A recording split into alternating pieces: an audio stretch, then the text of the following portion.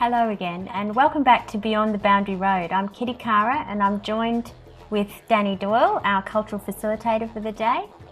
For this week's episode, Highgate Hill is going to be our destination and our place of exploration. So Danny, tell us a bit about Highgate Hill. Highgate Hill comes close to West End. It's one of the tracks leading out towards the Ipswich way. And it was a place known for the frill-necked lizards that were there. Okay. There's plenty of those around. They had a name for it. I think one of the fairies again is called it. It's Mandarin. Okay, yeah. And that place was quite foresty.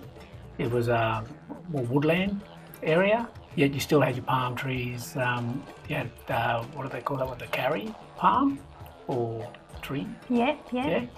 There was plenty of those around. They were all definitely logged, of course. The cabbage palm itself, which is what I make a lot of my weaving material out of. Oh, okay. Yes. And I also use the lamandra as well, which runs along those areas. That area would also open up into open fields. Yeah. Yeah, and stony areas.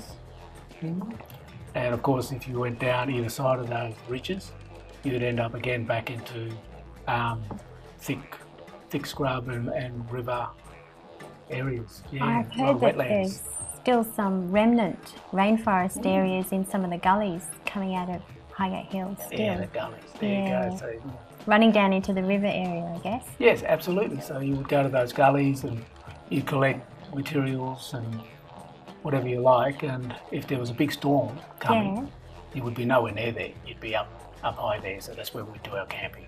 Okay. Along there. And it's great and central for all around this area in particular, because you'd be able to see everything from up there. Yeah. That was a nice spot.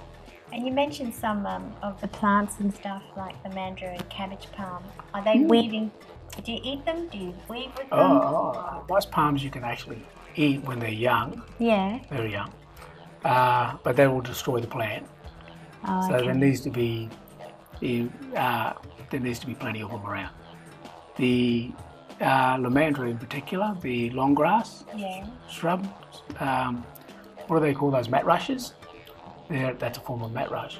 That one was very special because there was plenty of that one, and always used, and you could not only eat it, the bottom of the stems, if you just needed a little something to nibble on in your travels. So that's where a lot of people get the idea of chewing grass. Oh, yeah.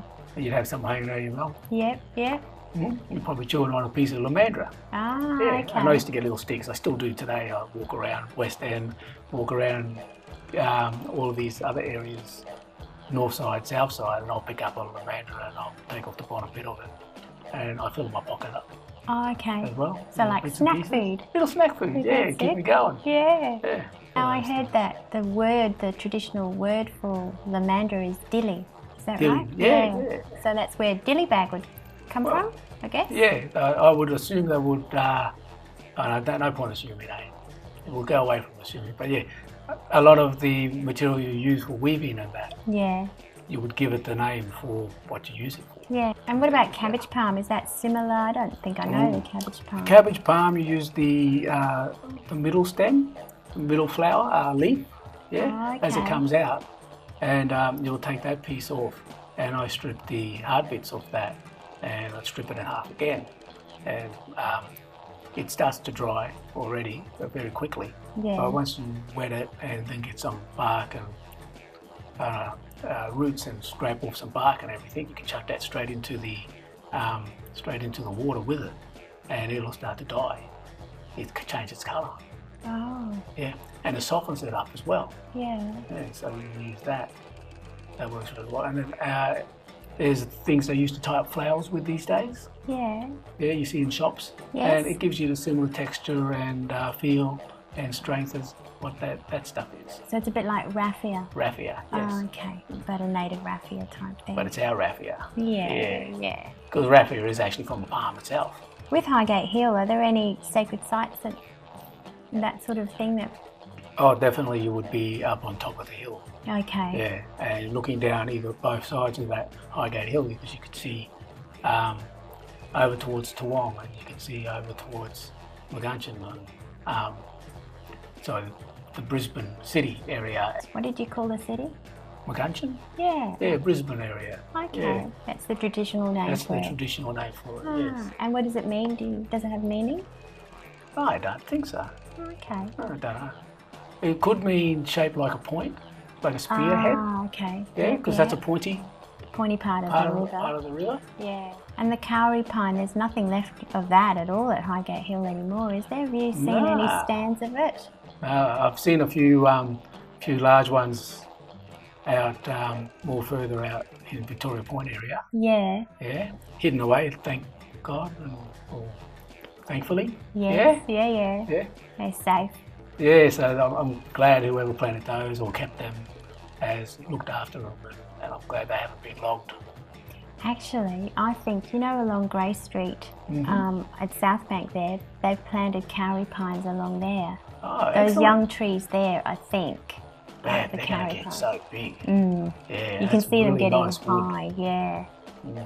Yeah, they're beautiful trees. And speaking of that, we like to use a lot of the forest area up there for our artifacts making. We can use it to get to make boomerangs and Okay. spears or clapsticks, to make our bowls to coolamons.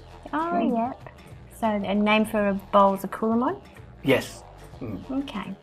Yeah. You carry everything. You do everything with that thing. It's like a little multi-tool. You can dig the ground with it. Yeah. Yeah. And you can sort out all your stuff inside it. Or you can carry water, food with it. You can even carry babies as well. Ah.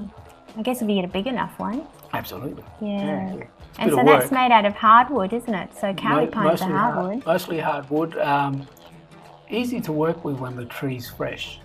Okay. Yeah. So if you take a branch off it, you look at it, it's the right size, thickness to exactly what you need. Yeah.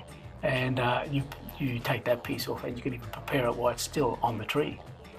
And then just cut it off. Oh, is that right? But it's a bit of a climb, They're very tall trees. which is great for the vines and everything that are around. Yeah. Yeah, we can use those vines, and we can use even lamandra, and we can make rope out of that and okay. tie that around. We can climb up trees. We've got axes that are made from the stones, which is thankfully the area where you'd go and get stony areas where you'd get rocks. Okay. Yeah.